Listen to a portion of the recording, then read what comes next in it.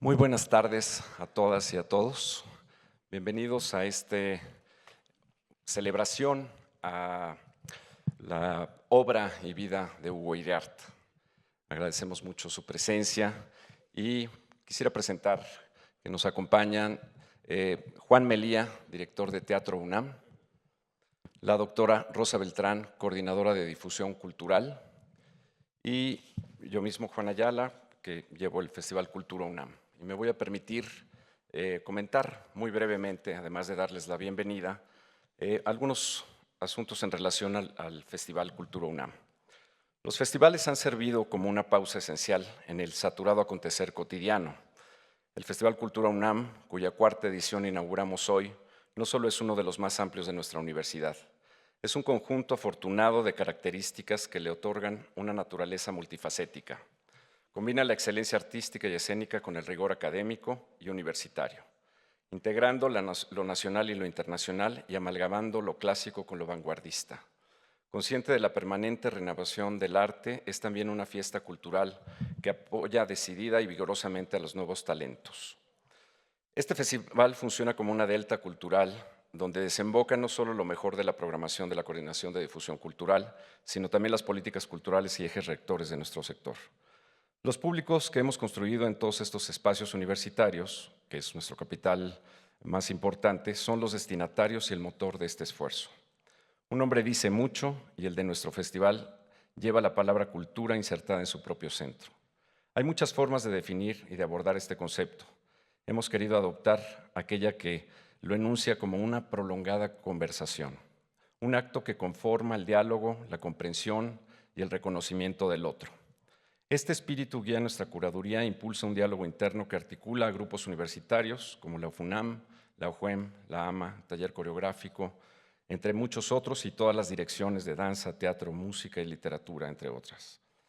Además, colaboramos con instituciones externas como el Festival Cervantino y el Instituto Nacional de Bellas Artes. Como toda buena conversación, nuestro festival aborda grandes temas y lo hacemos rindiendo tributo a artistas relevantes. En esta edición, el foco se centra en la vida, obra y legado del dramaturgo mexicano Hugo Iriart.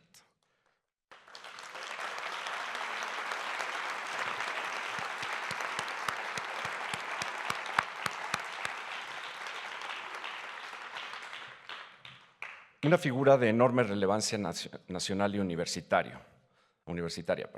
Hoy damos inicio a su festejo y con él inauguramos oficialmente el festival. Gracias, querido maestro Iriart, por darnos la oportunidad de ofrecerle este homenaje indispensable.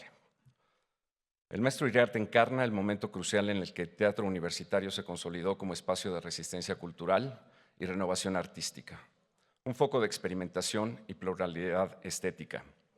¿Cómo delimitar a una figura tan polifacética?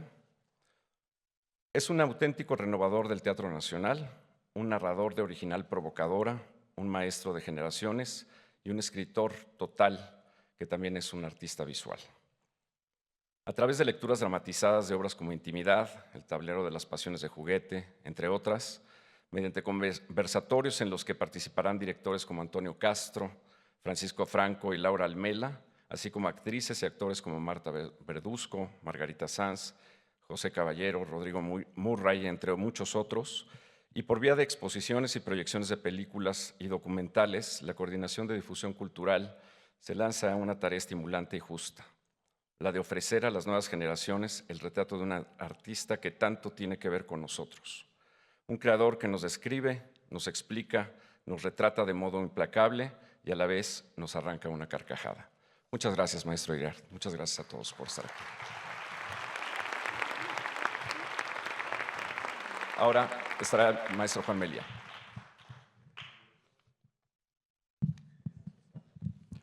Muy buenas tardes.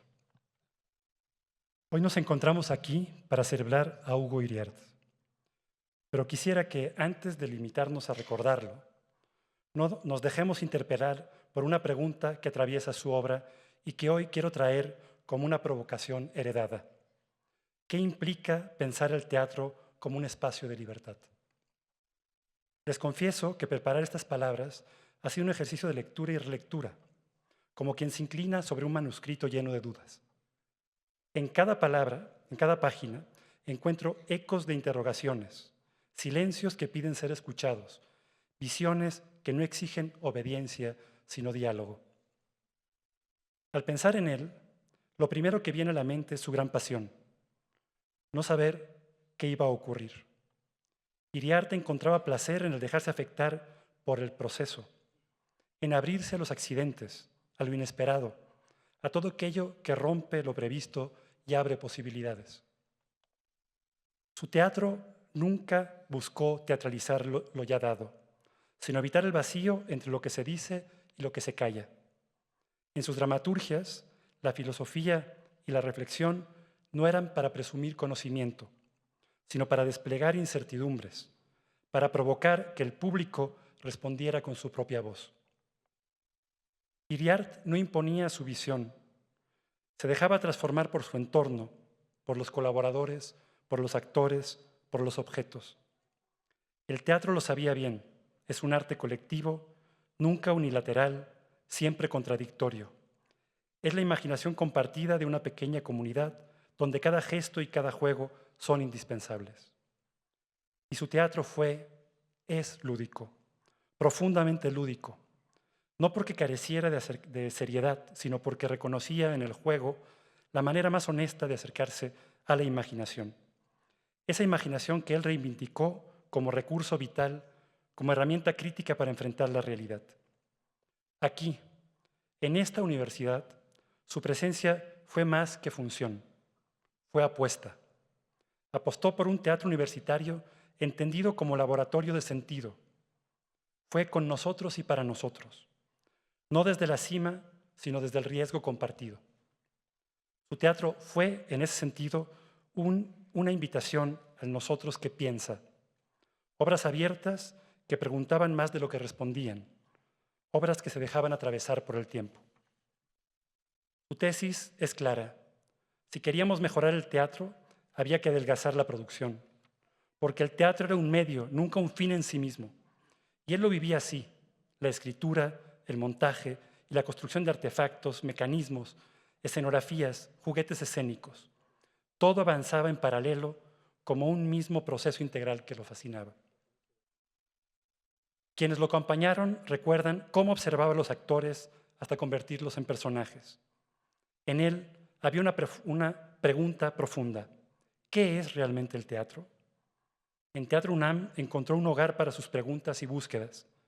Nuestros escenarios fueron sus laboratorios y nuestra comunidad universitaria, estudiantes, espectadores, creadores, fueron esa pequeña comunidad que imaginó con él. Hoy, al celebrarlo, no queremos congelarlo ni transformarlo en una estatua. Queremos mantenerlo como interlocutor. Que este homenaje no sea una clausura, sino un germen. Que su apuesta por la imaginación, por lo lúdico, por lo colectivo, siga resonando en nuestras aulas, en nuestros escenarios, en nuestras dudas. Eso es, creo, el mejor tributo que podemos rendirle. Dejarnos afectar por su legado, como él se dejaba afectar por el mundo, y asumir con él que el teatro, como la vida, vale más cuando no sabemos del todo qué va a ocurrir. Gracias.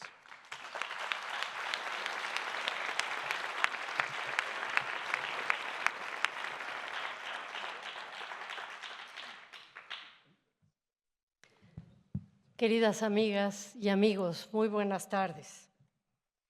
Quiero dar un saludo muy especial a Ángeles Mastretta, Enrique Krause, a Héctor Aguilar Camín, a Guillermo Sheridan, Antonio Castro y Martín Solares, amigos muy cercanos de Hugo Iriart, que nos han acompañado durante mucho tiempo y nos acompañan en este homenaje.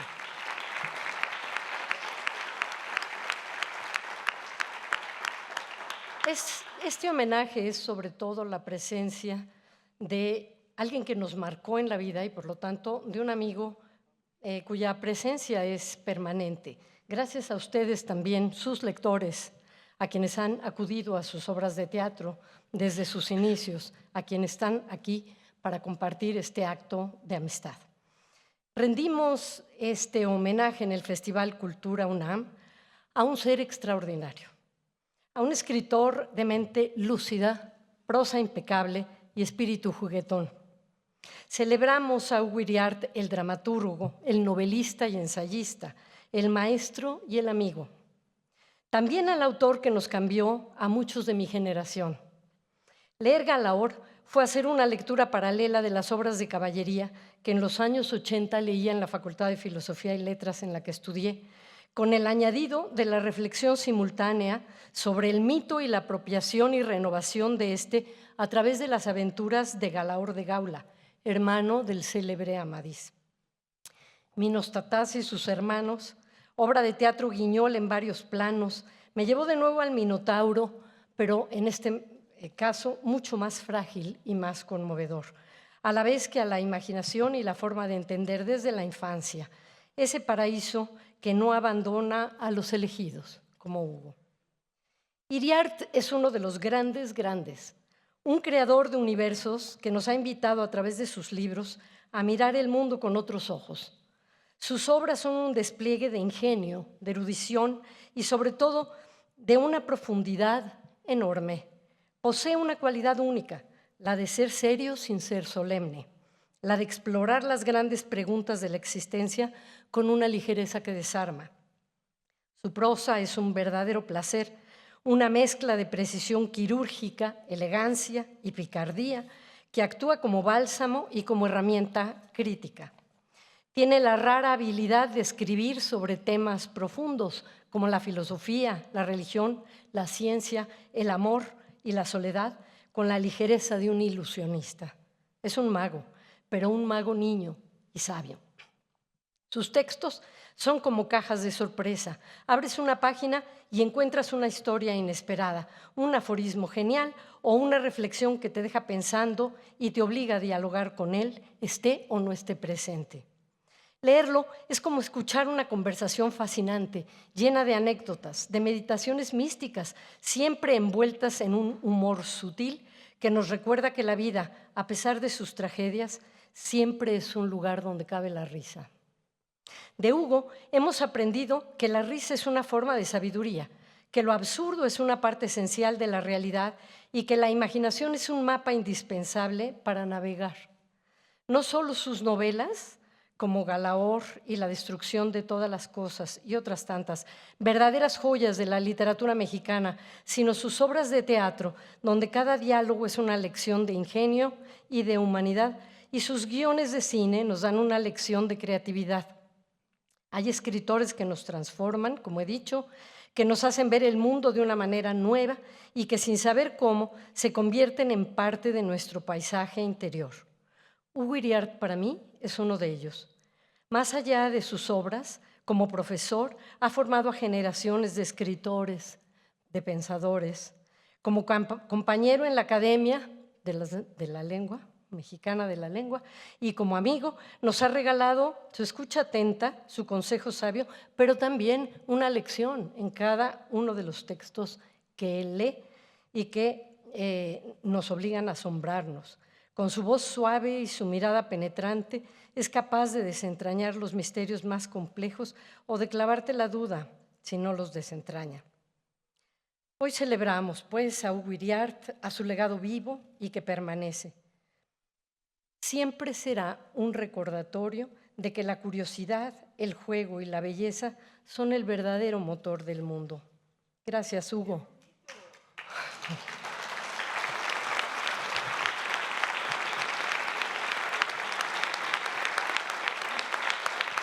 Gracias, Hugo, por regalarnos tu genio, por enseñarnos a mirar la vida con asombro, por tus palabras que nos invitan a reír, a pensar, a maravillarnos y solo por eso a ser un poco más libres.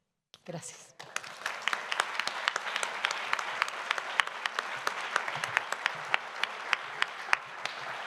Pasamos ahora a la escenificación de ámbar.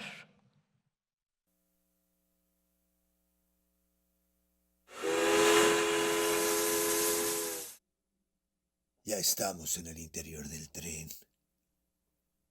En el gabinete para 6 personas, además de los ya conocidos Corbett, Bliffer, Sammy, el joven policía. ¡Ay, qué fresco era todo en el mundo recién nacido! Viaja con nosotros una pareja de ancianos. Llevan máscaras. Ella la de una vieja arrugada. La garra salvaje del tiempo pasó por ahí.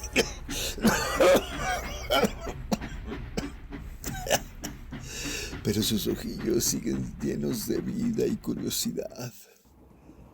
La máscara de él es la del capitán Spezzaferro de la comedia del arte. Severa, amarga, feroz. Y sus ojos, a diferencia de los de la anciana, son 2 canicas fijas e inexpresivas. Son ojos de muñeco.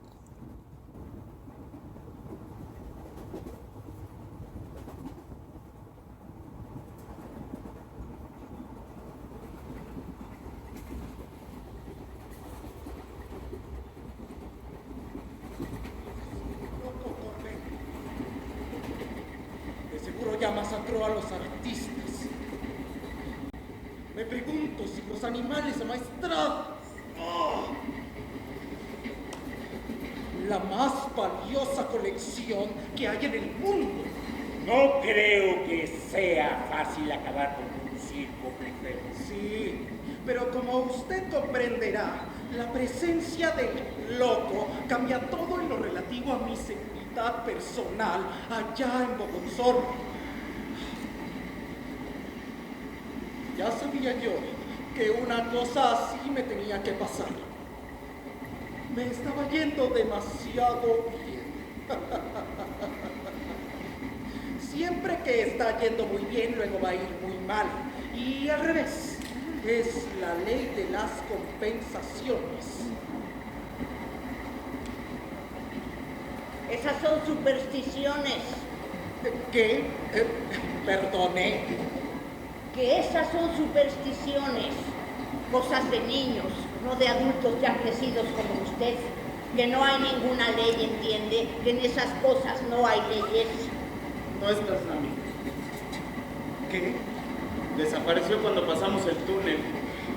A veces sucede. Ustedes no somos nada. Mi prima Carolina, cuando el tren en que viajaba pasó por el túnel del Cabezón, decidió casarse con el tío Higinio.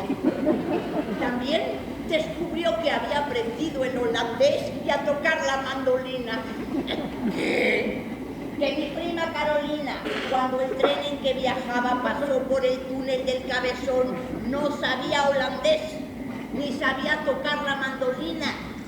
Y cuando salió sabía las 2 cosas. También había decidido casarse con el tío Higinio, que antes le repugnaba. Hasta había dicho, yo primero muerta que dejarme besar por ese asqueroso. ¿No le parece raro? Y usted es la que habla de supersticiones.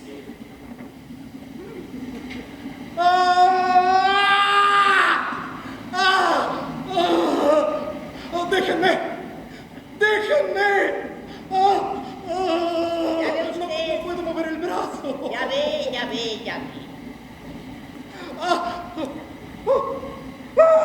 ¿Qué es esto?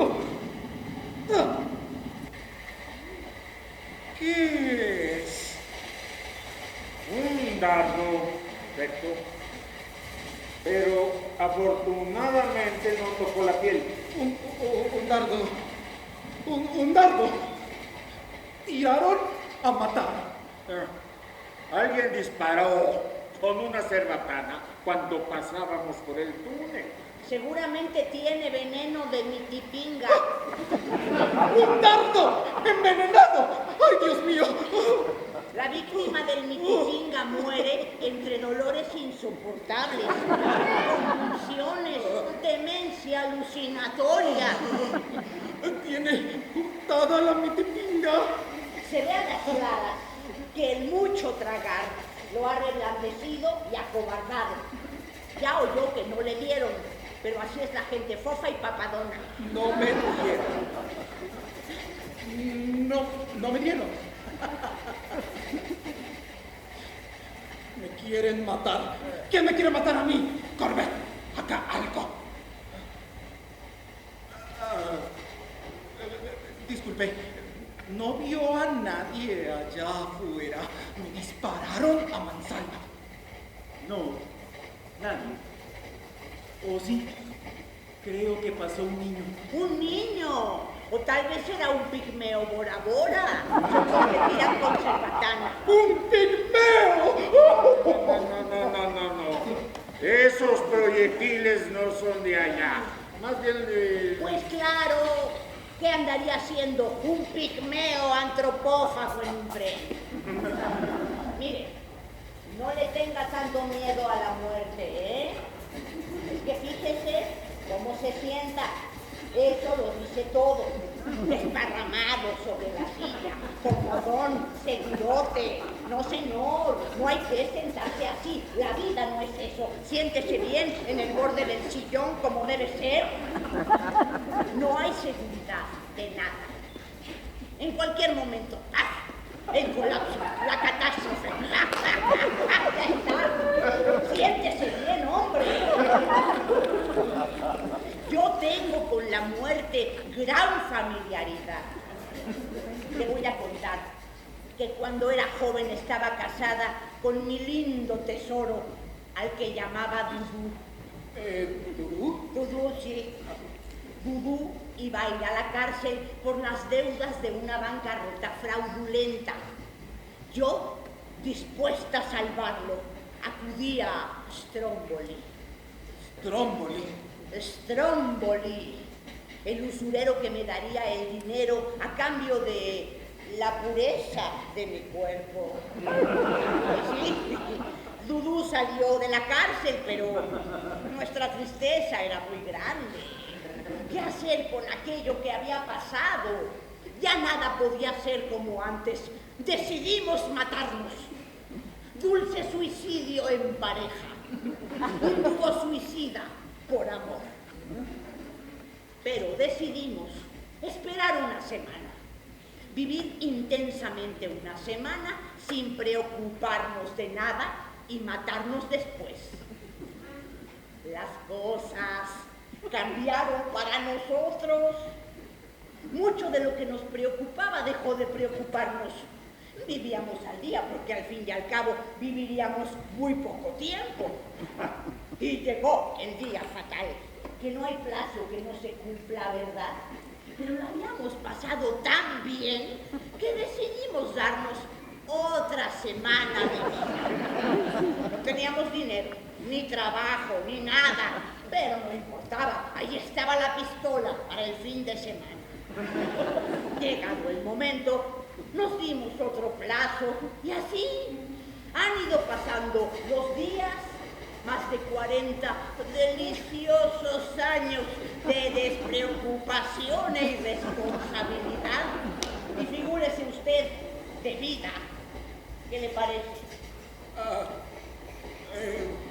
Una historia muy singular que dura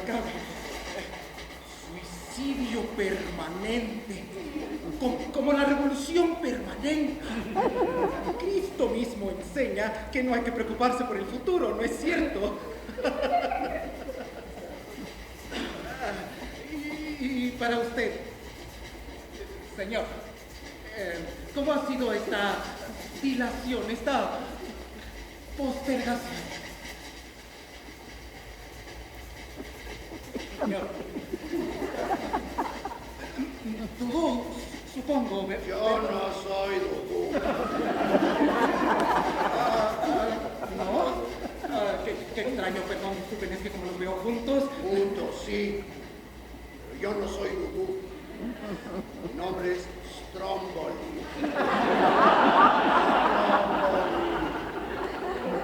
Stromboli del cuento de este.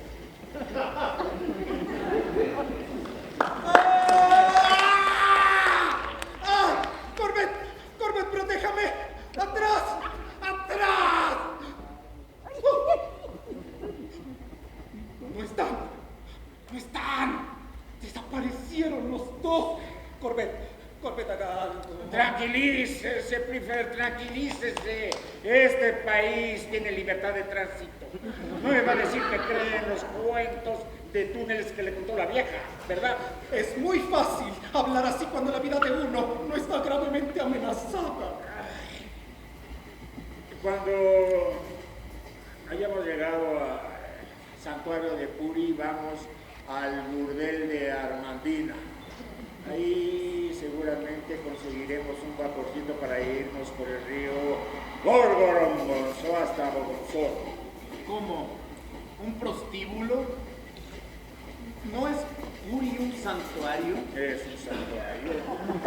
Ahí cantan los monjes amarillos y el maestro Muni Pramaraya, que es un sabio, una seta y un santo.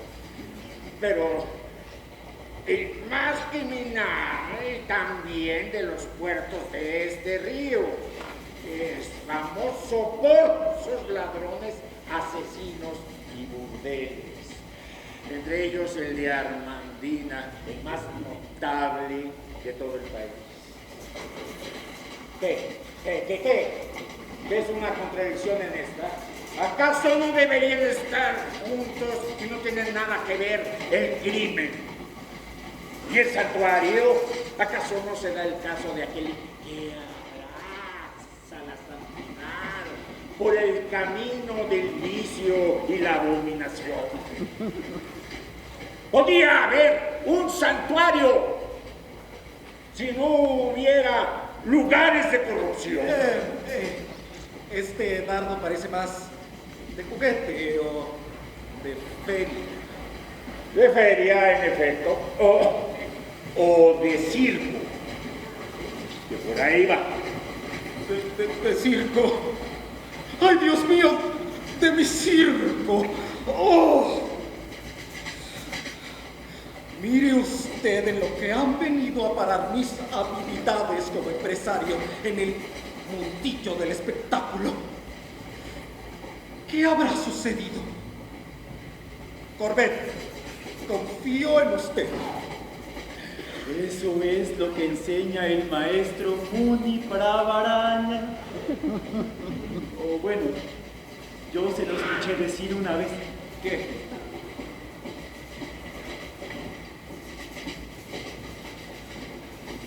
Que el cielo está donde no está el infierno y que por eso solo los que conocen el cielo es porque han logrado salir del infierno. El prostíbulo de Armandina tiene un refinamiento verdaderamente oriental. Ya no hay lugares así. Instituciones como esa tienen los días contados.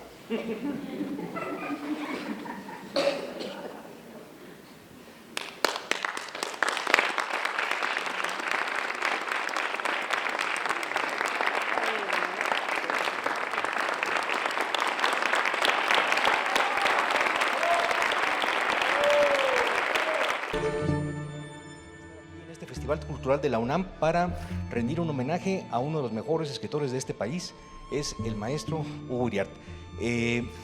Como somos tantos en la mesa, iba yo a sugerir que más bien el público se suba acá y que los amigos de Hugo se queden en primera fila cómodamente donde ya están instalados y después se podrían tomar una selfie. Bueno, voy a llamar por orden de un caótico y estricto orden iriartiano a todos los participantes de la mesa para que por favor suban aquí a platicar con nosotros. Para empezar, quiero llamar al único dramaturgo en este país que ha osado montar una obra de Hugo Iriart en 3 días, y lo logró. Iba de Puebla a Tlaxcala y a medida que iba ensayando, esa obra fue mejorando a cada minuto, ¿sí? También ha dirigido La Caja, ha dirigido también las obras completas de William Shakespeare abreviadas, por supuesto, entre otras maravillas, y Las intermitencias de la muerte con Gael García Bernal. Bueno, es uno de los dramaturgos que más han colaborado con el maestro Hugo Iriart y en el cual se nota su huella. Por favor, el maestro Antonio Castro, por favor, pase a ocupar aquí su lugar. Maestrísimo. Bueno, enseguida le quiero citar aquí, por favor, a un actor extraordinario que lo mismo puede transitar del Rey Lear a Fidel Castro en cuestión de unos cuantos meses. Lo mismo puede interpretar al protagonista de La Virgen de los Sicarios que al de la extraordinaria novela de Hugo, El Águila y la Serpiente. Viene desde Colombia, donde es uno de los más conocidos actores de cine, de teatro y de televisión. No, usted no, maestro, el que está a su derecha. Es el maestro Germán Jaramillo, por favor.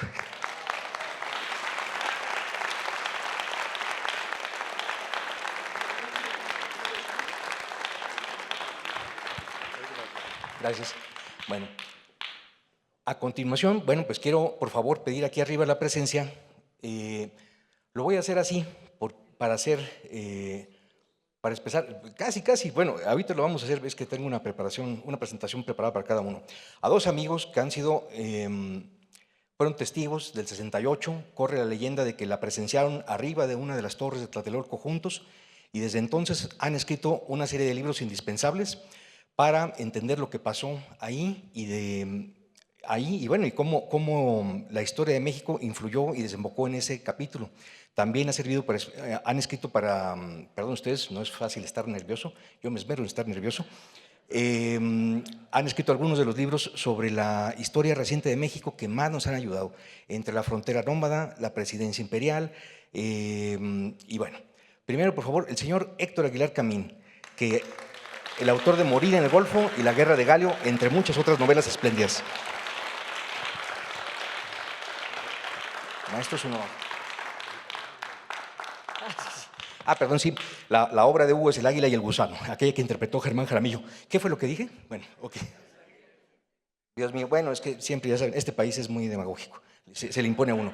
Bueno, por favor, el maestro, bueno, la siguiente es una de las personas más estimadas también, como Héctor Aguilar Camín y todos los aquí presentes, en el medio cultural mexicano, pero hoy tiene que resolver un misterio que debe resolverse antes de que se escriba la siguiente historia de la cultura mexicana, y es por qué alguna vez escribió una dedicatoria para Hugo Iriart, una dedicatoria en un artículo que decía, para toda la humanidad menos a Hugo Iriart. Yo quiero que hoy resuelva ese misterio el maestro Enrique Krause aquí presente, por favor.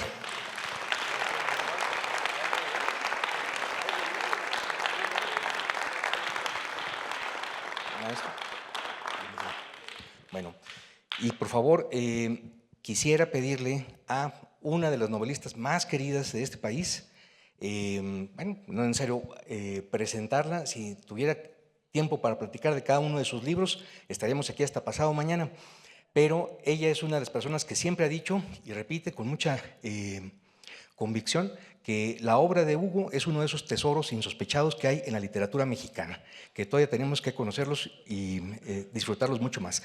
La maestra Ángeles Mastretta, por favor.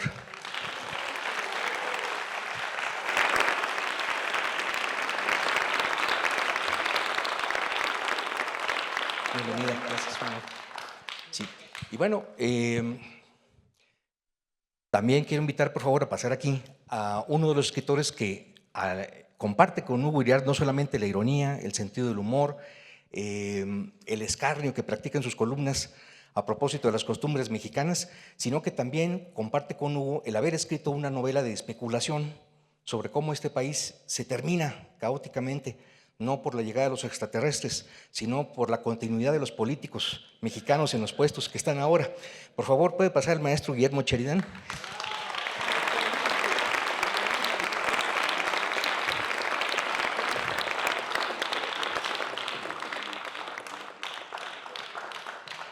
¿Máster? Sí. Y bueno,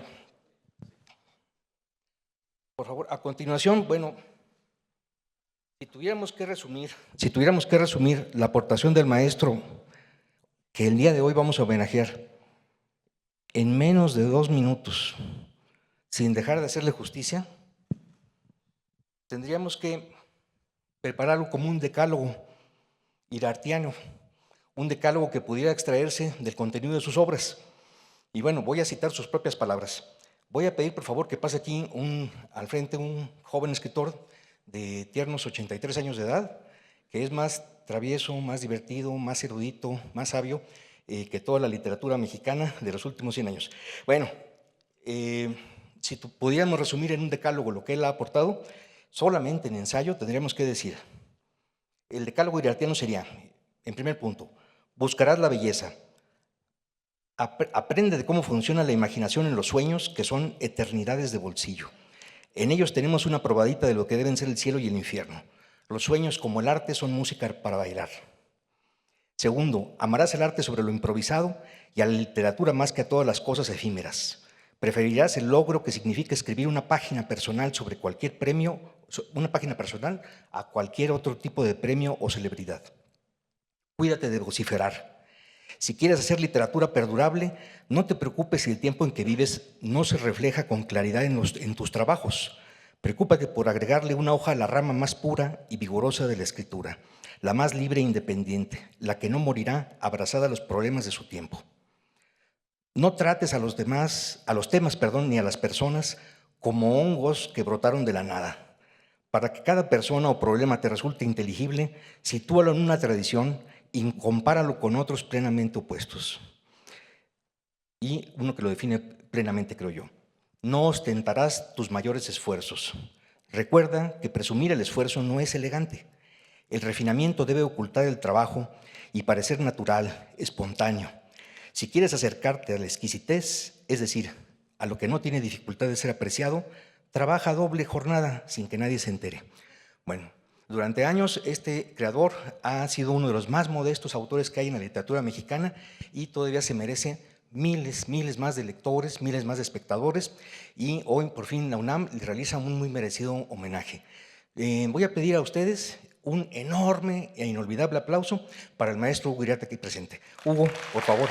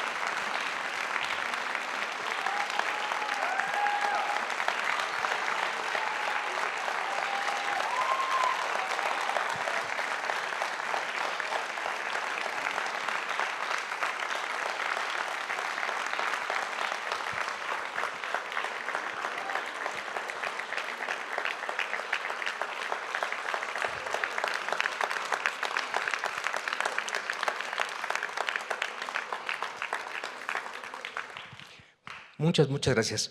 Bueno, sin ninguna pausa de por medio, yo quisiera pedirle al maestro, vamos a empezar por la península, la primera península en la que amanece en este país. Sería tan amable el maestro Héctor Aguilar Camín de decirnos cuándo conoció al maestro Hugo Iriarte y cómo ha sido su amistad desde entonces. Perdón. Bueno, pues lo conocí muy terminando los años 1970 y me indujo al vicio que no he abandonado del periodismo. Él es el responsable de que yo haya escrito una novela que se llama La Guerra de Galio y que me haya metido todos estos años en las salas de redacción de los periódicos. Todo es su culpa. Quiero a hablarles algo sobre el arte de Hugo Iriart. Hay algo esencial de calígrafo en Hugo. Es un calígrafo de mano y de alma. Escribe y dibuja al mismo tiempo. Y en ambas cosas es nítido y complejo como el tejido de una telaraña. En un pasaje de La destrucción de todas las cosas puede leerse la mecánica secreta de su arte. Consiste en atentar sin fin contra la lógica, dejando que la sepulte, dice él, trastorno asociativo.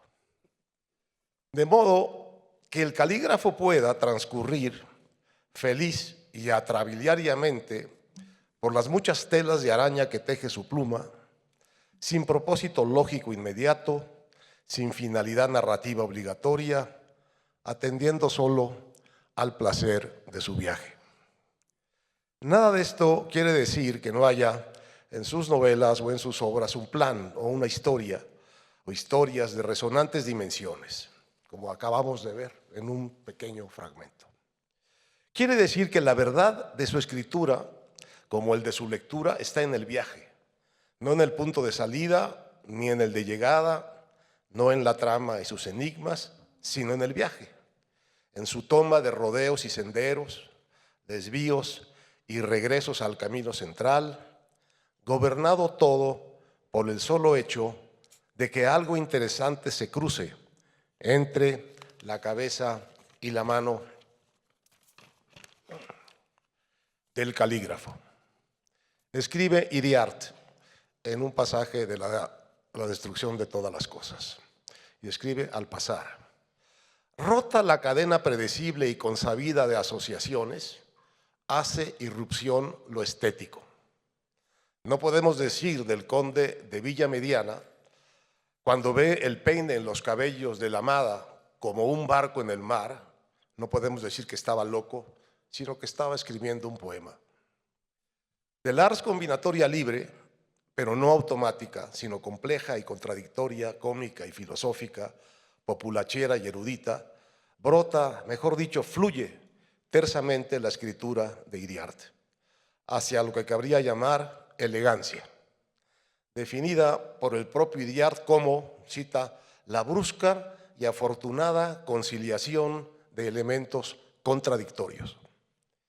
Consigna en su cuaderno Esteban Lima, narrador de La destrucción de todas las cosas, mientras espera la extinción junto a su hijo y su mujer. Medita Esteban Lima: ayer estuve pensando una y otra vez en por qué, si un gordo baila bien, es más elegante y expresivo que un flaco que baila igual de bien. Mi respuesta es que la elegancia del gordo nace de la resolución visual, de la contradicción aparente entre peso y agilidad. Tendemos a pensar al gordo como sedentario e inepto. Por eso su gracia y su ligereza nos deleitan más. El gordo no parece, digamos, hecho para bailar, por eso nos asombra. Esto vuelve a demostrar que en toda forma de elegancia hay una contradicción resuelta sin esfuerzo aparente. Si captamos el esfuerzo, disminuye la elegancia. La elegancia tiene una economía estricta. Hasta ahí la cita. Esto que podríamos llamar la elegancia contradictoria o la estética inesperada del gordo que baila bien, esa combinación económica de lo que es a un tiempo inesperado, imaginativo, divertido y cierto, está presente en cada página de La destrucción de todas las cosas y en todos los otros libros de Iriart. De hecho, diría yo, casi en cada párrafo que escribe. Es su marca de agua escondida. Consiste en atentar contra la lógica de los hechos normales, salirse de la caja, pasar sin solución de continuidad de un orden de realidad a otro y producir con ello una sorpresa, una combinación imposible que mueve de inmediato a la extrañeza, con frecuencia a la risa y al encantamiento. La sonrisa de la inteligencia y la acidez de la sátira acechan tras la serenidad diáfana y a la vez sutilmente enredada y erudita de su caligrafía. Delicada siempre, aunque su asunto sea grotesco, verosímil siempre, aunque sea increíble. El calígrafo escribe, en realidad,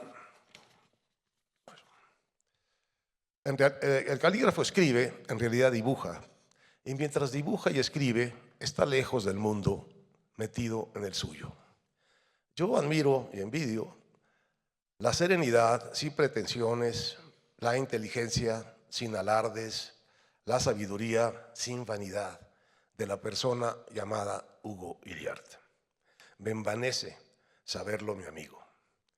Pero ese amigo, supremo en su pedagogía, es, sin embargo, inferior al monstruo que inventa su arte imbatible, de una perversa complejidad, transparente en sus medios y turbio, laberíntico, bíblico en sus perturbadoras resonancias.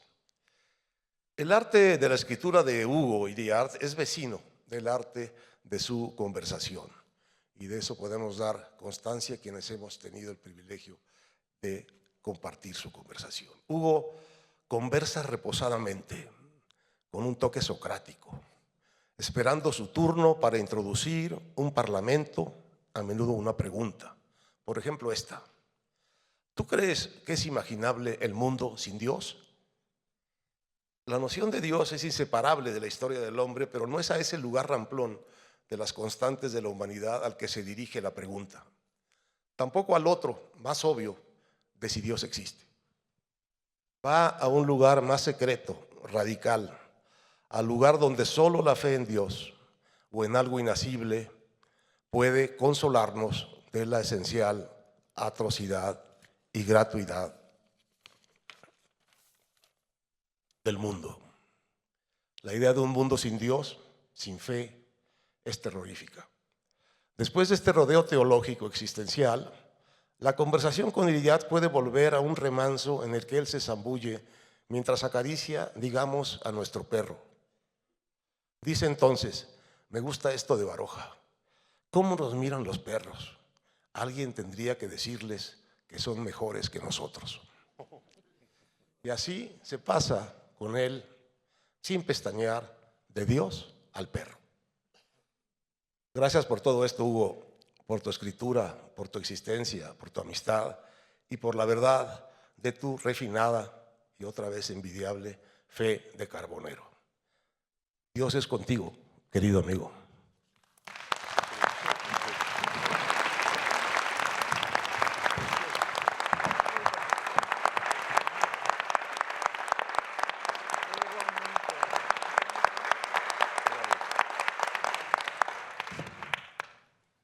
Bueno, si es tan amable, quisiera que a continuación el maestro Antonio Castro, aquí presente, nos platicara un poco si es cierta esa leyenda de los 3 días para una obra de Hugo Iriart. Sí es cierta. Hugo no conoce el miedo y entonces alguna vez me dijo, pues en 3 días nos invitó Héctor Azar a presentar una obra en el Teatro Principal. Y ciertamente el resultado no fue el mejor, pero luego teníamos otras funciones en Tlaxcala y no sé en cuántos lugares. Y al final la obra estaba bastante bien. Al principio actuaba Hugo, pero luego lo quitamos porque no actuaba muy bien. Bueno, pues yo quisiera agradecer que me hayan invitado a participar en la celebración de alguien que admiro y quiero tantísimo. Quisiera rápidamente también agradecer a Patricia Bernal, que estos años ha hecho un esfuerzo tan grande para difundir la importante obra de Hugo Iriart. Gracias, Pati.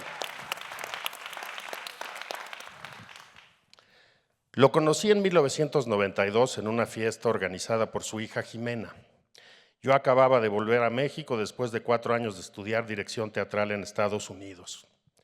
Impecune, lidiaba con el trago amargo del desempleo cuando un amigo me llevó a su casa donde fui presentado con él. Mientras lo saludaba pensaba si hablar sobre Beckett o Esquilo o lo que fuera con poder entablar algún tipo de colaboración. Sin embargo, Eso no fue posible porque nuestro anfitrión disertaba alegremente sobre las virtudes y defectos de los sándwiches de lengua y pastrami, sobre todo en contraste con los tacos de buche y nana. Después procedió a quejarse de las maldades de su perro, un pequeño fox terrier negro, si mal no recuerdo, de nombre Timoteo, cuyo crimen mayor había sido subir una mañana a su escritorio y orinar sobre sus escritos al tiempo que ambos se miraban fijamente. Una vez contada esta triste historia, desapareció. A los pocos minutos, su esposa Guita me hizo saber que Hugo me invitaba a ver un juego de fútbol que pasaban por televisión.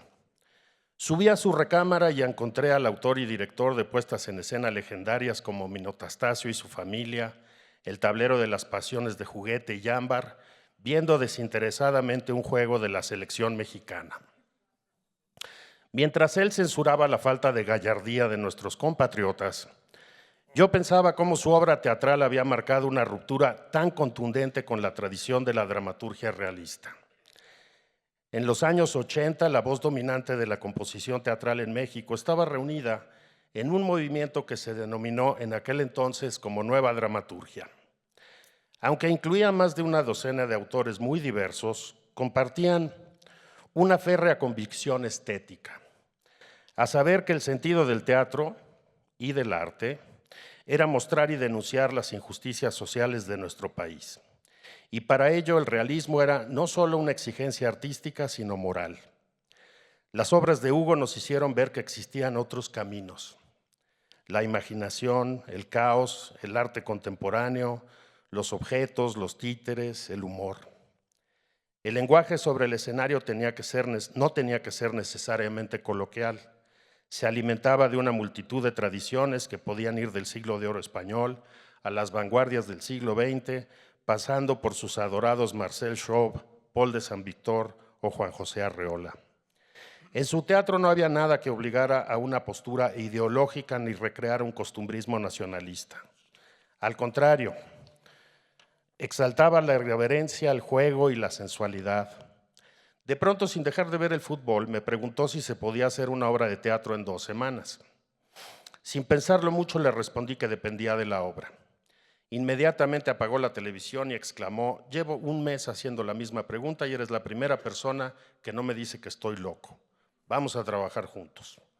Con gran avidez me contó que quería organizar un laboratorio teatral donde se exploraran nuevas formas de producción. En México, sostenía él, todo era demasiado difícil, se ensayaba demasiado, se invertía muchísimo tiempo en conseguir el dinero, reunir a los actores, etc. Su tesis era muy clara. Para mejorar la calidad del teatro se tenía que adelgazar el tamaño de la producción. Citaba emocionado una carta de Lope de Vega a su hijo en la que confesaba haber pasado de las musas a la escena en horas 24. ¿Te imaginas?, me decía. Hay directores que ensayan 6 meses y Lope escribía y montaba en 1 día. Algo estamos haciendo mal. A los pocos meses nos encontrábamos en el Teatro Santa Catarina en Coyoacán. Contábamos con un pequeño presupuesto de la Dirección de Teatro de la UNAM y Hugo se ufanaba de lo bueno que era no tener dinero, lo cual no dejaba de ser inquietante. Ese proyecto marcó el inicio de nuestra colaboración que se extendió a lo largo de los 90.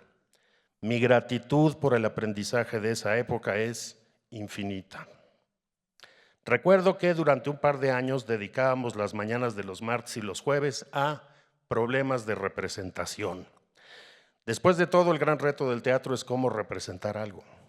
Un día, Hugo llegaba a Santa Catarina preguntándonos cómo representar un episodio del Antiguo Testamento. Le obsesionaba el diálogo del rey Saúl y el profeta Samuel a través de una pitonisa. ¿Cómo hacer la escena? ¿Ella es una médium o estamos frente a un acto de ventriloquía? ¿Cómo representar esto en teatro? Estas sesiones eran abiertas. A ellas asistían toda una suerte de directores, actores y criaturas desconocidas. Una gran variedad de personas subían al escenario y proponían soluciones escénicas, algunas originales, algunas perturbadoras, otras lamentables. Sin embargo, todos opinaban. Recuerdo días en que discutimos cómo escenificar un fantasma basándonos en un cuento chino o cómo representar a la muerte a partir de un ensayo de Lessing sobre concepciones del mundo antiguo. Discutimos textos de Eurípides, James Joyce, Edgar Allan Poe, Octavio Paz, Shakespeare, Kalidasa, Chikamatsu y no sé cuántos autores más. Esas sesiones duraban 2 o 3 horas, después de las cuales todos huíamos a escribir o montar algo. En esa época trabajábamos en una pieza suya, Descripción de un animal dormido. En ella nos proponíamos explorar el funcionamiento del sueño sobre el escenario. Paralelamente, Hugo escribía un audaz ensayo sobre los sueños que se proponía no recurrir a ninguna bibliografía o investigación previa. Todos soñamos, argumentaba, por lo tanto todos podemos hablar de los sueños. En la obra de teatro, 4 actores desarrollaban situaciones que con frecuencia se transformaban de modo inexplicable. Las atmósferas oscilaban de la angustia a la nostalgia, del deseo sexual al delirio. En una escena, uno de los actores lanzaba una pelota contra una pared. Aunque escuchábamos el golpe de los rebotes, nunca veíamos la bola. El hombre recordaba: en el jardín central de la memoria mía cintila un diamante. Allá lejos cuando era niño, allá lejos en el terreno de juego. Salta del oscuro, abracadabra, play ball, es Lázaro Salazar en hazañas pródigo. Júpiter tonante centellea fulminando, allá va la bola. El curvo Ulises navegando a vela, de regreso al strike cantado en home. El gran Mamerto Dandridge riela en Tauro, sobre el Chile Gómez y en el guante de Joshua Gibson, Beto Ávila revoluciona constelando el horóscopo de las 9 entradas. Un hombre prodigioso, sandalio con suegra, corre en la gravitación universal del hit and run de mecánica clásica. El hombre que sueña revive a sus héroes de infancia que se confabulan en el diamante nocturno e imaginario. Recuerdo cómo se montó esta escena. Con frecuencia, Hugo escribía por la mañana y llegaba en la tarde para probar el material nuevo con los actores. Jamás ensayaba con el texto de la obra terminado. Cuando mucho tenía un par de escenas escritas a veces en una servilleta. La simple idea de haber concluido la escritura antes de trabajar en el escenario le repugnaba hasta la náusea. Su gran pasión ha sido siempre no saber qué va a ocurrir, dejarse afectar por el proceso y por los accidentes. Esa tarde había leído un texto sobre una naranja valenciana. Sin embargo, en el ensayo comenzó a enumerar a los grandes peloteros de su infancia. Mientras los actores hacían sus propias remembranzas, él escribió, sin dejar de participar en la conversación, un largo monólogo. Al acabarlo, Jorge Zárate, espléndido actor que por aquel entonces hacía sus pininos, tuvo la idea de que la pelota se escuchara, mas no se viera. El hombre en su sueño lanzaba un objeto imaginario al vacío al tiempo que evocaba su niñez. Ahora pienso que esa era la mejor escena de la obra porque ahí se representaba la arbitrariedad de los sueños. Curiosamente, el autor no había impuesto su visión, sino que se había dejado afectar por su entorno, logrando, gracias a esta generosidad, un momento notable. En ese hermoso libro que muta entre el ensayo y la ficción, llamado Disertación de las telarañas, se exalta en un capítulo la ambigüedad de la estrella de mar, la gelatina o la tarántula. Son y no son, simulan, se ocultan, se transfiguran, nos dice el autor. Su indefinición las vuelve fascinantes. Algo similar ocurre con la obra dramática de Hugo Uriart. Es única, original, no se parece a nada, pero se compromete sin parpadear con lo que Heine Müller establece como la gran obligación política del teatro: movilizar la imaginación del espectador. Muchas gracias por todo, Hugo.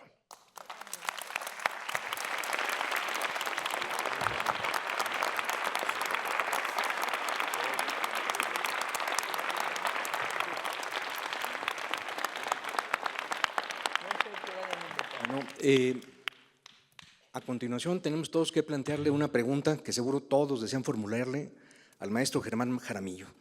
¿Qué es más difícil y qué es más satisfactorio? ¿Interpretar a Fidel Castro o a un dictador imaginado por Hugo Iriart? ¿Sería usted tan amable de platicarnos, maestro? Buenas tardes a todos. Muchas gracias por invitarme a este homenaje. Yo estoy aquí fundamentalmente para dar las gracias, porque toda la parte reciente de mi carrera como actor está asignada por la figura de Hugo, y por supuesto por la figura de Guita, que me ha invitado a ser parte de las películas que ella ha producido y dirigido sobre la obra tan divertida, exquisita, inquietante, provocadora, aleccionadora y densa de Hugo. Para mí, la interpretación de los papeles que he hecho en las obras que ha escrito Hugo para el cine y, por supuesto, el privilegio de haber hecho Rey Viejo, aquí no en este teatro, pero en este mismo recinto, digamos, universitario, constituyó probablemente una de las cimas de mi carrera, en el sentido en que en una ocasión, yo conocí a Hugo justo en el comienzo del siglo, en Nueva York, cuando era director del Instituto Mexicano de Cultura para la ciudad de Nueva York, y en una ocasión fui a visitar su oficina porque la primera obra de teatro que yo produje en Nueva York como director era una versión de un canto de mí mismo de Whitman. Y la productora la que ponía los fondos para eso, era una ex conjuez de la Corte Suprema de Justicia de Colombia que había sobrevivido de manera milagrosa y casual al desastre que ocurrió en Colombia, que es de triste recordación del asesinato, de la muerte de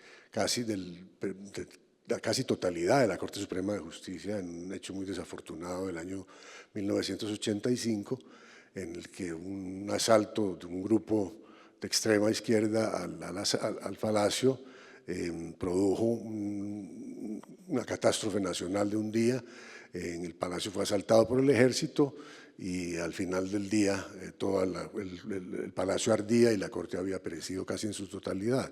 Esta señora había logrado, por el azar, sobrevivir porque llegó tarde a una reunión y cuando llegó ya el Palacio estaba ocupado militarmente, entonces no pudo entrar. Finalmente ya tuvo que salir de Colombia por el problema de haber apoyado los juicios de extradición contra los narcotraficantes en Colombia y entonces fundó una organización en Nueva York para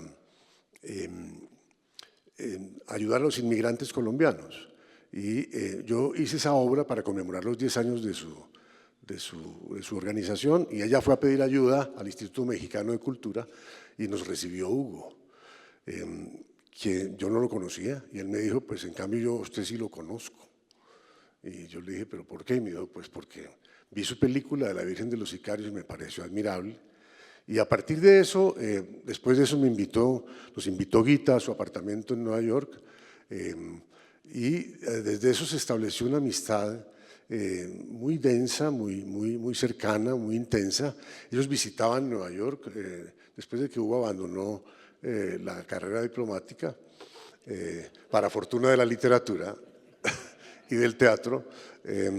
Ellos visitaban la ciudad por lo menos 2 o 3 veces al año y siempre nos encontrábamos para departir socialmente y también porque venía a ver las obras de teatro en que yo estaba trabajando, a veces como director, a veces como actor invitado en el Teatro Repertorio Español en Nueva York, siempre con un comentario fino, directo, preciso sobre mi trabajo y a la vez siempre muy generoso. En una de esas ocasiones, creo que fue en el año 2012, yo le conté que yo estaba cumpliendo 60 años y que quería hacer una especial mención de esa circunstancia tan tremenda que era arribar a los 60 años para un actor. Y me dijo, ¿quieres un regalo? Y le digo yo, entonces, vamos a hacer una obra en México. Yo pues pensé que era una obra que él había escrito con mucha generosidad para dedicarme a mí, que se llama La Noche del Caimán, obra que finalmente después produjo aquí en México Daniel Jiménez Cacho. Yo nunca la produje en Nueva York, ni la obra se produjo. Cuando llegamos aquí, cuando yo vine a México para escuchar cuál era su propuesta, la propuesta era una versión en español del Rey Lear de Shakespeare, pero completamente adaptada por Hugo. Eso marca todo un hito en el teatro en español de las versiones de Shakespeare. Yo he trabajado en unas 3 o 4 de ellas a lo largo de mi carrera, en Twelfth Night, en Noche de Epifanía, en la primera versión del Rey Lear que hice cuando era muy joven, en su yo actuaba el papel del conde de Kent. Me dijo, tengo una alumna muy brillante en la Universidad Autónoma de la Ciudad de México, que es muy buena poeta además.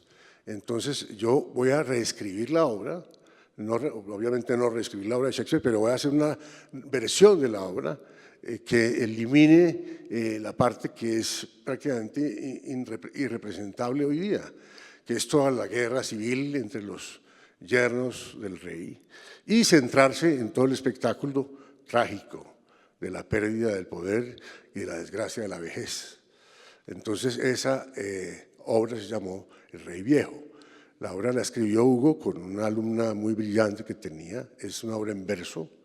Y bueno, yo empecé a trabajar con él aquí en México, con un grupo de actores muy selecto que él escogió, y fue una experiencia completamente extraordinaria, porque era revisitar todo el texto de Shakespeare con la ayuda de un narrador que contaba gran parte de la historia, todo lo que significaba el conflicto civil y militar entre las facciones, la guerra civil que él desata en su senilidad, era lo secundario. Lo principal era la relación del rey viejo con sus hijas, la relación del rey viejo con el poder, la relación una reflexión muy profunda y muy densa sobre esos aspectos de la naturaleza humana.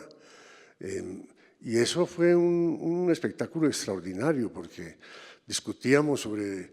en una ocasión se enojó conmigo porque yo le dije que su manera de dirigir a los actores era muy particular. Alguien mencionó hoy que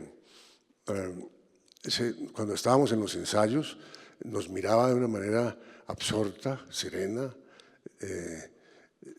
silenciosa siempre, con una risa, una sonrisa a la vez irónica y piadosa, como quien dice, nunca te acercarás a lo que estás buscando, nunca encontrarás lo que persigues. Y eso es una manera muy exquisita de dirigir a un actor, porque hay que decirle pocas cosas, es siempre la generosa actitud de un director que espera que el actor revele lo que él quiere ver. Y el teatro es eso, el teatro es una relación entre el director y el actor, el actor es el que tiene que llegar a encontrar, en realidad es un encuentro, a veces ese encuentro se da, a veces no se da. Eso me trae a la pregunta tuya de si se puede hacer a Fidel Castro y al año siguiente hacer a Valdivieso. Entonces, esa manera de dirigir a los actores fue para mí una lección imperecedera, porque era siempre el comentario preciso y siempre había al final de un largo trabajo alrededor de un texto, por ejemplo, una sola indicación, no es. Con una sonrisa muy cálida, con una muy afectuosa mirada, con una piadosa compasión, y volver a empezar. Y eso fue un proceso exquisito, porque así nos llevó a todos de la mano. Yo tenía la principal responsabilidad, porque en la adaptación el rey carga casi con toda la narración principal, obviamente, del drama. Después de eso vinieron las otras producciones que se hicieron, que hice con Hugo y con Guita, de las dos películas principales en las que he trabajado con ellos, que son Huérfanos y después El Águila y el Gusano. En Huérfanos pues fue una experiencia extraordinaria, porque la obra es un estudio sobre las guerras, una guerra civil de México que cambió la naturaleza y la estructura del país, y que tiene muchísimo que ver con lo que sucedió en Colombia, más o menos en el mismo periodo, de manera totalmente inversa. Es decir, que en México triunfó el liberalismo contra la iglesia, contra la intolerancia, contra el atraso, y en Colombia sucedió exactamente lo contrario. Ganó la iglesia, ganaron los terratenientes y echaron reversa a la historia de Colombia de una manera tremenda. Entonces, para mí como actor, yo representé el papel de un secuestrador, un fanático religioso español, que secuestra Melchor Ocampo y lo quiere llevar a conducir, lo conduce hacia la muerte. Y la obra, pues la película en realidad para mí era como un road movie, en el sentido en que era toda la historia del viaje. Y eso estaba lleno de exquisitos momentos, de escenas en que Guita nos permitió inventar cosas nuevas de una manera muy intensa y muy creativa, trabajando con mucha libertad y a la vez con un rigor estricto en términos de la calidad y de lo visual. Entonces fue una experiencia extraordinaria en ese aspecto. Cuando vino El Águila del Gusano, pues yo había tenido, en las muchos encuentros que tuvimos en Nueva York, yo había tenido la oportunidad, por generosidad de Hugo y de Guita, de participar muy estrechamente en leer muchas veces el guión, en darle vueltas por un lado, por el otro, en dar opiniones sobre diversos personajes, en ver si una cosa funcionaba o no, en hacer lecturas del guión para saber si iba a funcionar o no. Y finalmente, cuando terminó ese proceso, después de 2 o 3 años, Guita dijo, pues vas a hacer el papel de Valdivieso. Vino la pandemia. Y al mismo tiempo yo estaba haciendo en Nueva York una versión para teatro de El coronel no tiene quien le escriba, de Gabriel García Márquez, adaptada al teatro por Jorge Ali Triana, que tuvo mucho éxito en Nueva York, estuvo por 2 años en cartelera, y pues Hugo fue a ver esa obra con Guita. Siempre sus palabras fueron siempre muy generosas con el trabajo mío.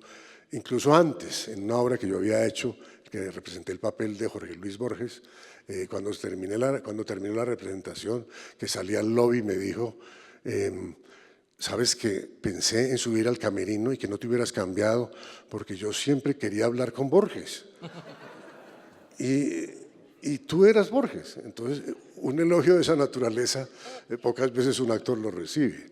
Así que por eso he dicho que cuando hice El Águila y el Gusano, que es, digamos, la última experiencia aquí en México, siempre habrá otras cosas de que hablar. Por ejemplo, la lectura de su libro de teología, que es un libro esencial, que Guita me encargó leer como un audiolibro, que está ahí, debe estar en alguna parte, lo tiene la familia, seguramente, es una preciosidad. Pero digamos que la versión del Águila y el Gusano determinó una cosa completamente nueva para mí como actor, sobre todo en el encuentro con el lenguaje, porque como es una novela de tan exquisita y refinada literatura, de un humor tan sofisticado.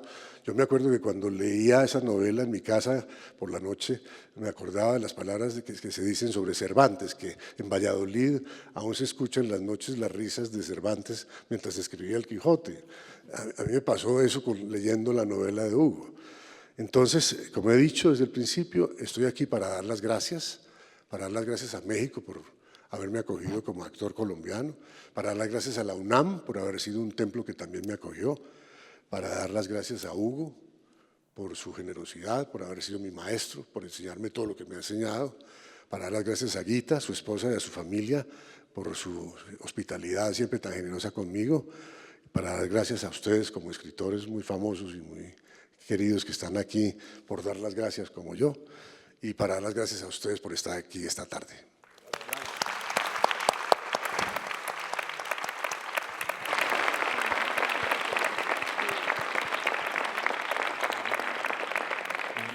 Bueno, creo que ha llegado de una vez por todas y para siempre el momento en que Enrique nos cuente la verdadera historia detrás de esa dedicatoria que él le lanzó a Hugo Iriart, si es tan amable.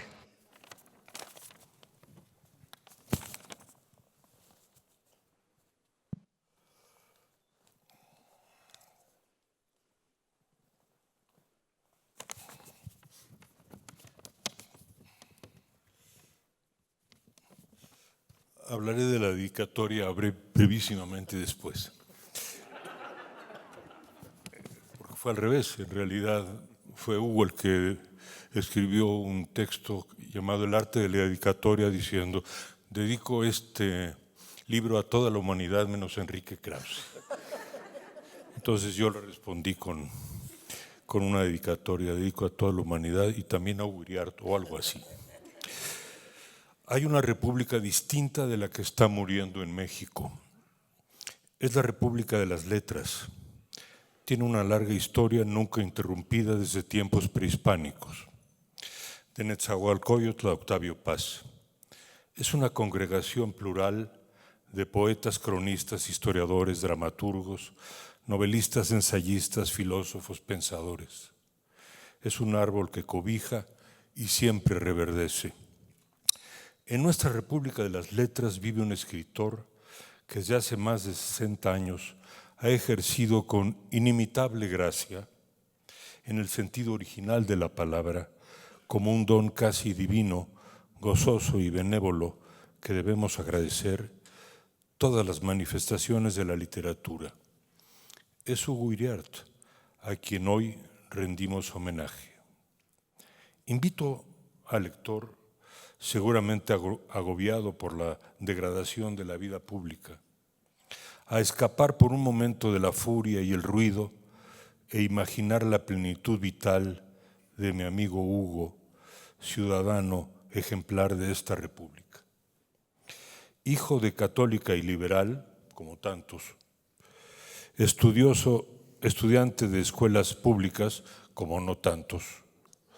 Fue discípulo de Julio Torri en la Escuela Nacional Preparatoria, trató a Alfonso Reyes, convivió con la generación vasconcelista, fue lector y amigo de Octavio Paz y sus coetáneos, y en la Facultad de Filosofía estudió a Hegel con José Gauss, filosofía escolástica con el padre José Manuel Gallegos Rocafull, filosofía de la religión con Luis Villoro, filosofía analítica con Alejandro Rossi. Con ese bagaje uno diría que estaba destinado a la filosofía, pero Hugo decidió crear un universo distinto, enteramente suyo. Sería un escritor filosofante. En la imaginación de Hugo, todo se vuelve literatura filosófica. Las minucias de la vida y los temas últimos, los afanes de la vigilia y el vuelo de los sueños, el comportamiento de los animales, las figuras de las nubes, la misteriosa perdurabilidad de algunos escritores. Precisamente por ser tan vastos los territorios de su curiosidad, ha necesitado frecuentar varios géneros. Ha escrito novelas de caballería e inventado aventuras de seres mitológicos como Stevenson o Swift. Ha escrito y llevado a escena dramas de amor y desamor que recuerdan a Bergman, extrañas fábulas de familia y preciosos o inquietantes cuentos para niños. Ha sido guionista de cine con Gita Shifter, su amorosa y espartana mujer. Una prodigiosa comunidad de filosofías, leídas, me consta, en viejas ediciones de Austral o de Gredos, encuentra un plácido hogar en su escritura. Platónico en su afán pedagógico, aristotélico en sus temas y sistemas, estoico en su paciencia, epicúreo en sus juguetes literarios y su mirada de niño travieso, por momentos escéptico, nunca cínico. En su mesa se sientan San Agustín y Santo Tomás, Cervantes y Montaigne, Hume y el Dr. Johnson. Hugo es la definición misma de la palabra filosofía, un amigo de la sabiduría, pero no de la sabiduría teórica o académica, sino práctica, esa que reproduce el diálogo socrático en la charla de café o el aula universitaria. Sabiduría que ayuda a la vida. A Hugo no le ha apasionado la política. No es que se desinterese por el destino de México, por el contrario, le importa y le lastima, pero nos dejó a nosotros, los historiadores, la ilusoria tarea, la ingrata tarea de desentrañar las claves de nuestro pasado y desde allí hablarle al presente. A Hugo no le ha gustado empujar esa roca de Sísifo cuesta arriba. Parecería enfrentar las desdichas de México con resignación, pero nos conmina a elevarnos a otro plano, el de los valores que todavía, milagrosamente, no sostienen. Eso entreví una tarde remota en el Consejo de Redacción de Letras Libres. Discutíamos sobre los números siguientes de la revista. De pronto, Hugo se levantó de su silla indignado para interpelarnos. Ustedes aquí discutiendo necedades mientras acaba de morir el padre Chinchachoma. Se salió indignado. Quedamos estupefactos. Nadie conocía al personaje. Poco después nos enteramos de que aquel sacerdote había vivido 30 años en Coyoacán y fundado 18 albergues para niños de la calle. Entendí el dolor de Hugo. Era el dolor de un alma cristiana por la partida de un santo silencioso. Y a partir de allí, poco a poco, creí asomarme a una dimensión de Hugo aún más profunda, su fe salvadora. Gracias, Hugo, por tu obra inmensa. Gracias por tenerte entre nosotros.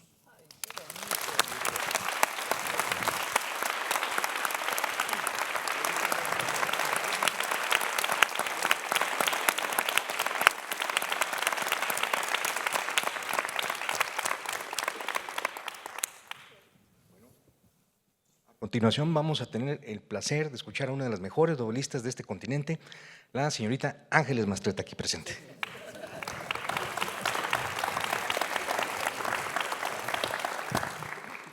Hola y muchas gracias. Como si fuera yo un personaje de Hugo, tengo problema porque no sé si usar o no usar los anteojos, porque de las dos maneras veo mal. Entonces, voy a empezar leyendo sin anteojos. Querer a Hugo Iriart es tan fácil como perderse en sus libros. Tengo por su literatura y su persona reverencia y fervor. Él no lo sabe porque cuando se lo digo anda huyendo a otros mundos.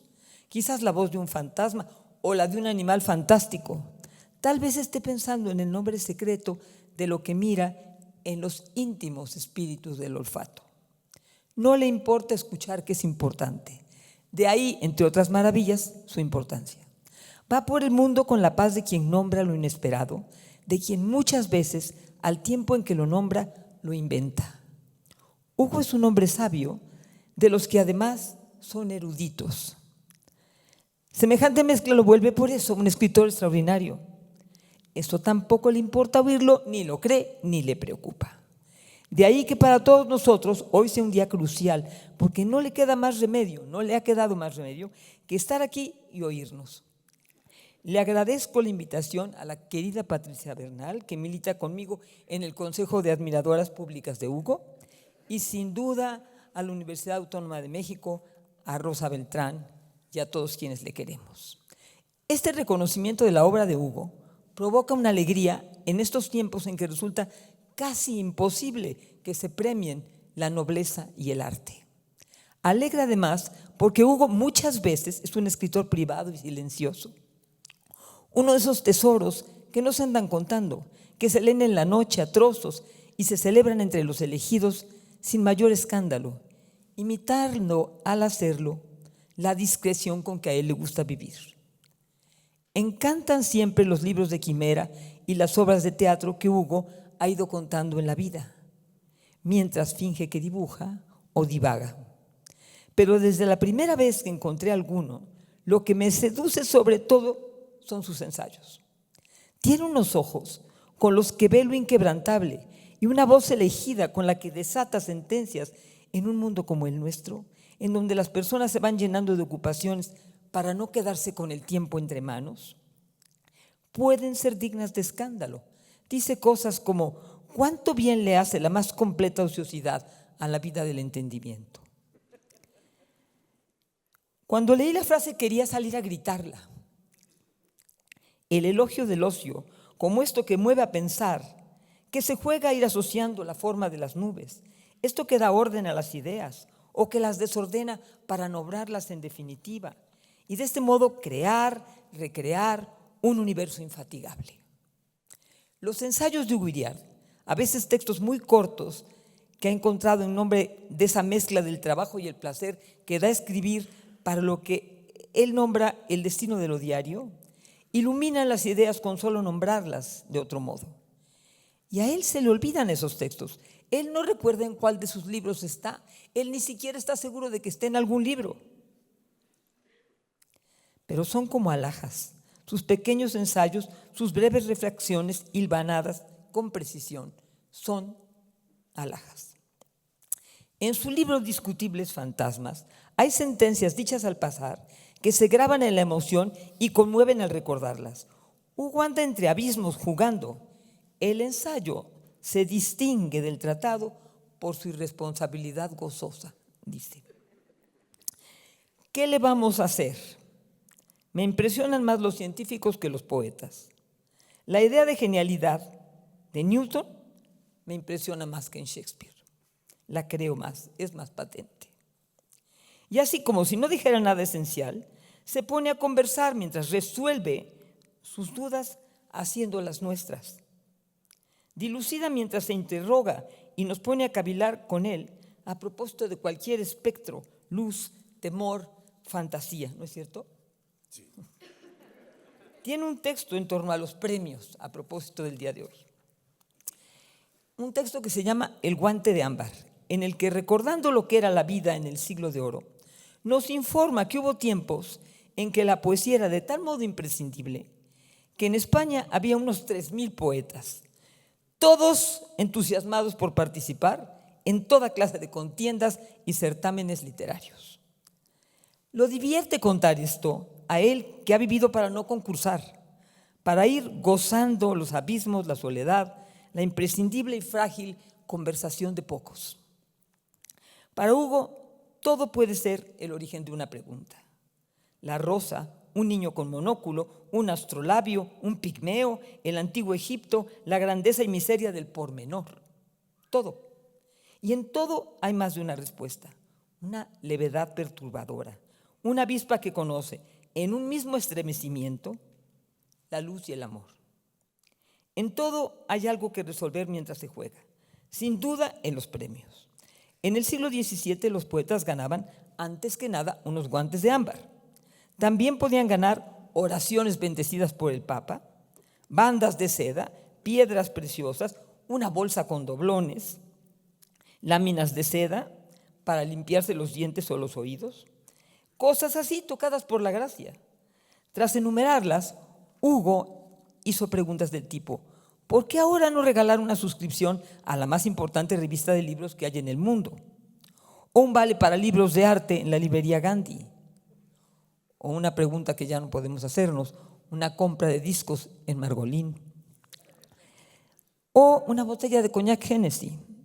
Pero luego se le ocurren otras cosas más divertidas y que considera pueden ser debatibles, como un perro bulldog, la cuota de un gimnasio por un año, un Buda gigante de plástico transparente, unos pantalones de casimir o unos boletos del metro. Algo así de personal. ¿Quién querría compartir un mondadientes de plata? Esos premios, digo yo, ya no son compartibles como una vez hubo un premio para Hugo. Perfumaban unos guantes de ámbar y nadie pretendía que se los pusieran 2 personas al mismo tiempo. Por eso me gusta mucho que este homenaje, este reconocimiento, sea solo para Hugo, solo para su literatura encantada, su bondad, su incomparable inteligencia. Pero como también es generoso, no lo habrá de decir. Quizás tampoco le guste que otros lo digamos. Nuestra opinión puede parecerle discutible, como tantas cosas, como los fantasmas o el abecedario. ¿Cómo nombrar a un árbol entre tantos o no saber poner letras en una palabra que lo contenga todo? En un día como el de hoy, se antoja encargar a lugares remotos premios especiales para Hugo. Premios como fábulas, como una selva inacabable, como una biblioteca guardada en un dedal, una batalla que ganen varios minotauros o un largo tiempo de ocio remunerado con cosas que existan solo con nombrarlas. Solo para él un postre sin azúcar que sepa al oro dulce del almíbar, un paisaje alumbrado por dudas o una edición completa del pequeño libro de su maestro Gauss. Hoy, por fortuna, no encontré un bulldog, pero debí buscar un Buda de plástico o los boletos del metro y los pantalones de casimir. Aún estoy investigando cómo es que perfumaban los guantes en el siglo XVII, pero mientras quiero traer aquí a nuestra imaginación y a nuestro aire un caimán, un armadillo, una taza de plata, un jeroglífico, 10 alegorías de animales, dioses, héroes, un sol sobre el volcán y un magnífico teatro de virtudes. El viaje a París está más complicado, pero habrá que buscarlo escondido en un aljibe, en un libro de caballería o un conjunto infinito de ballenas blancas en el fondo del mar. Todo para hacerle al poeta Iriart el homenaje que merece, su talento, su voz y su paz indiscutibles. Muchísimas gracias, Hugo, te queremos mucho. Muchas gracias.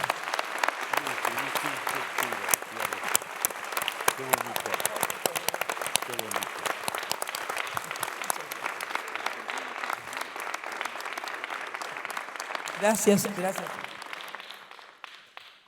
Bueno, caballeros, sigue ni más ni menos que el turno de uno de los más antiguos maestros, amigos de Hugo Iriart, que como decíamos por ahí, comparte con él su gusto por la ciencia ficción, la ironía, Oscar Wilde y Mark Twain, entre otros detalles. El maestro Guillermo Cherian.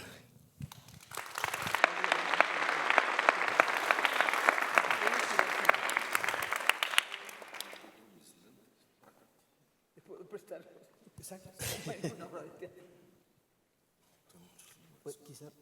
No, ¿ya los encontraste? Los lentes.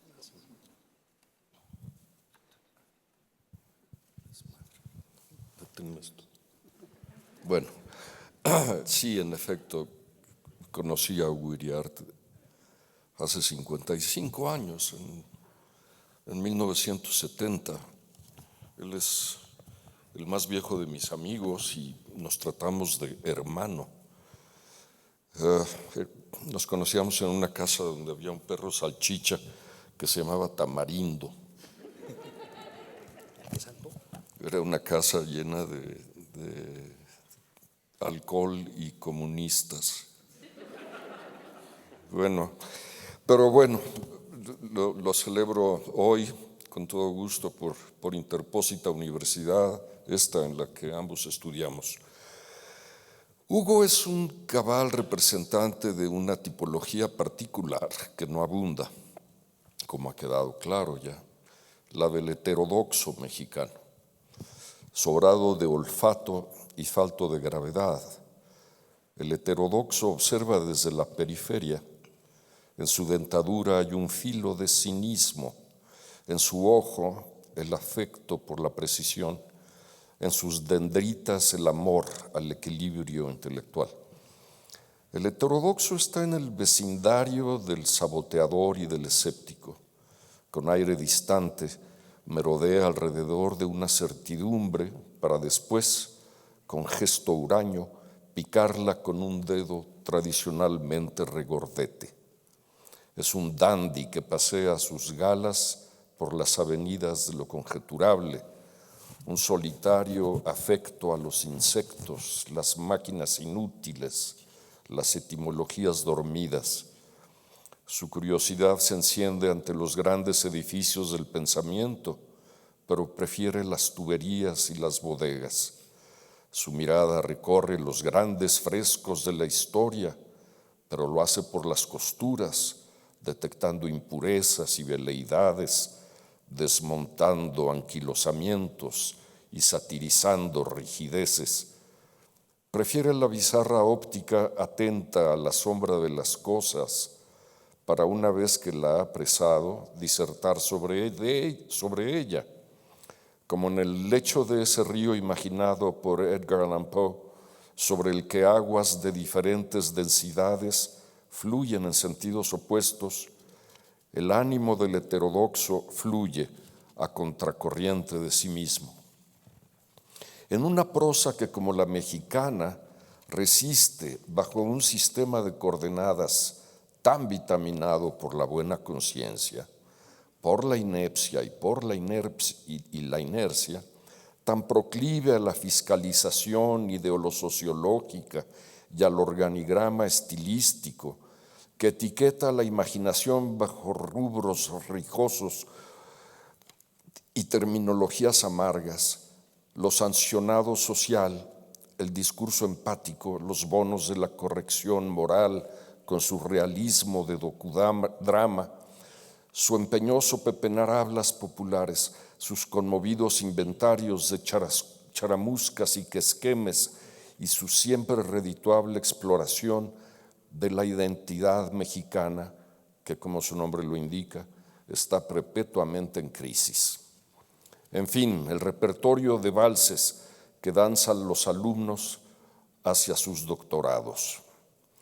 Pero entonces llegan los heterodoxos, esa infame, escasa, púdica turba que va del mejor Alfonso Reyes a Julio Torri, a Francisco Tario, a Efrén Hernández, a Juan José Arreola, a Tito Monterroso,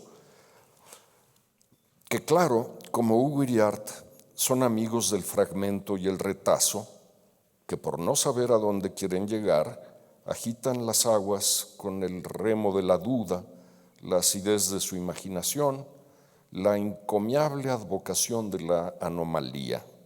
Los libros de Hugo son así heterodoxia clásica en absoluto estado de frescura, incluyendo El águila y el gusano, cuya segunda entrega supongo que vendrá pronto y que seguramente se va a llamar La sombra del Claudillo.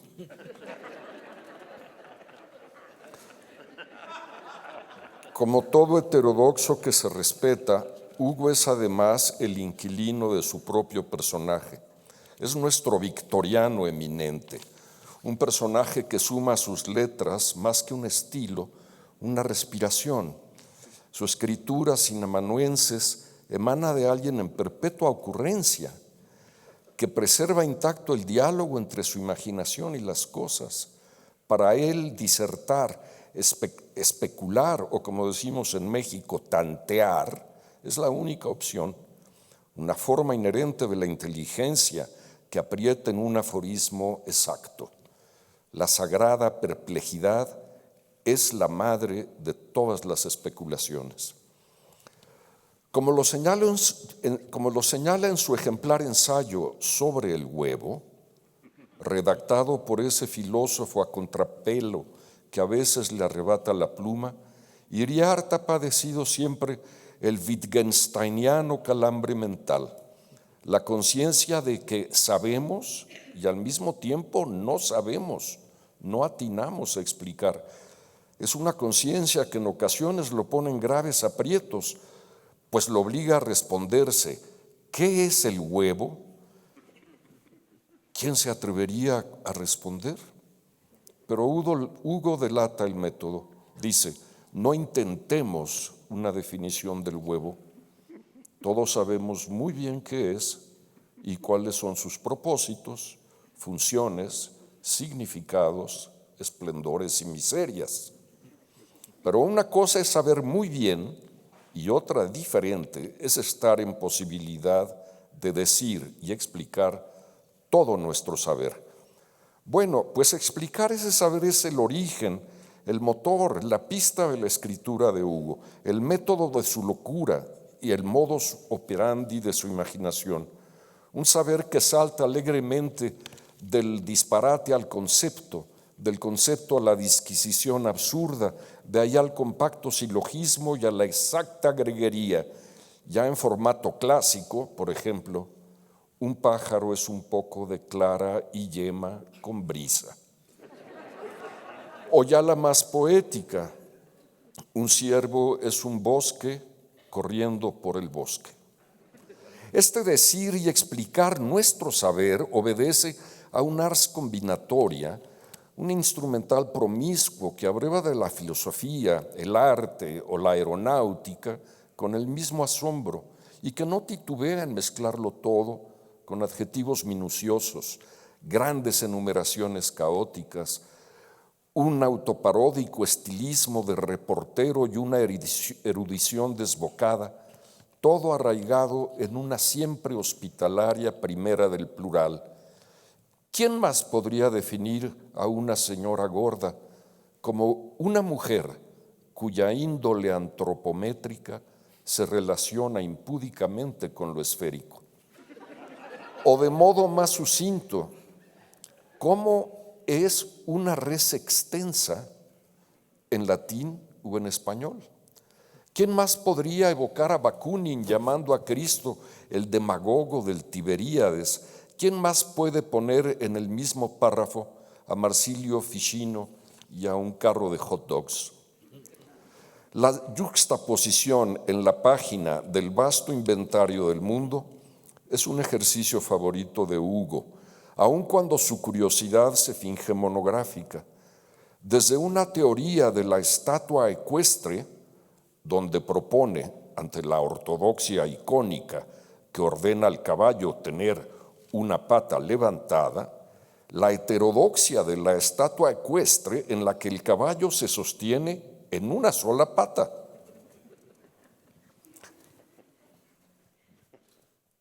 Bueno, pasando por el alfiler, el papalote o el estambre, esos objetos sucintos que bajo su lupa curiosa revelan esta alma inaudita. Que Hugo Iriart se haya hecho de una leyenda radica en que no la ha procurado. Es un excéntrico natural, como Edith Sitwell, pero en varón, en mexicano y en gordo, ahora ex gordo.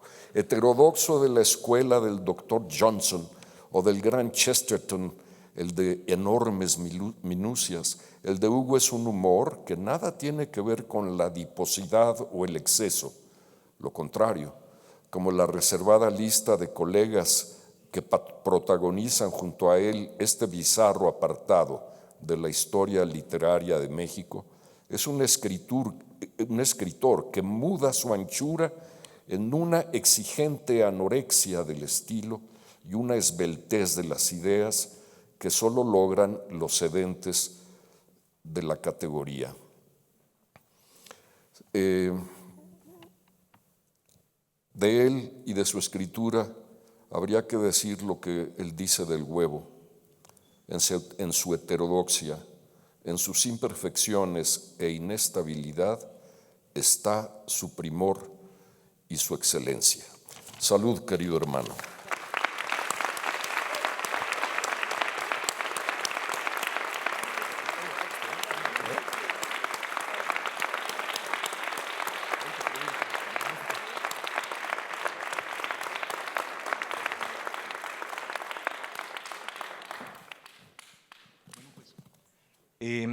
Todo indica, según el protocolo, que también Hugo Iriart tiene derecho a hablar en este homenaje y vamos a tener ahora el inmenso privilegio de escuchar las palabras de Hugo. Si quieres este micrófono, Hugo. ¿No? Según el protocolo estaba indicado. Perdón. Okay, bueno. Ok. Bueno, es que, perdonen mi torpeza, pero... Ok, bueno, en el...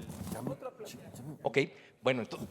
Ya me chingaste mis lentes. No, me senté en los lentes de Enrique y en su texto y en el protocolo, perdonen ustedes, sobre todo en el protocolo. Bueno, pues, damas y caballeros, creo que a nombre de todos los que estamos aquí voy a darle las gracias a los lentes de Guillermo Sheridan y a todos los aquí presentes por la generosidad de haber venido el día de hoy a hacer un homenaje a uno de los escritores pues, más admirados, más queridos y que más nos han enseñado con su obra, con sus novelas y sus ensayos.